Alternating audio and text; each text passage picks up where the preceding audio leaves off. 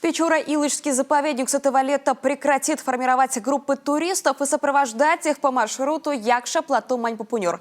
Теперь этим займется туроператор-партнер из нашей республики. Напомним, раньше, кроме самого заповедника, походы с восточной границы организовывало пермское агентство «Северный Урал». Тем временем популярность туров именно из республики Коми вверх по Печоре неуклонно растет, потому что это совершенно другой опыт, признают туристы.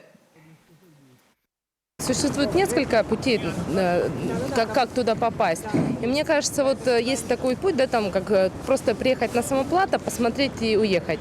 Вот полной картинки и полных ощущений возможны они только тогда, когда ты вот проходишь сначала, ты как входишь в заповедник, проходишь эту реку, проходишь там тайгу, потом, да, то есть и ты постепенно переходишь и уже видишь, да, то есть и возвращаешься. И я лично бы посоветовала все-таки с лодкой, да, потому что вот одним днем просто это не столь так, ну как бы ты не прочувствуешь, потому что на самом деле не только ценность не только в самих останцах, а еще вот в самой природе этого заповедника.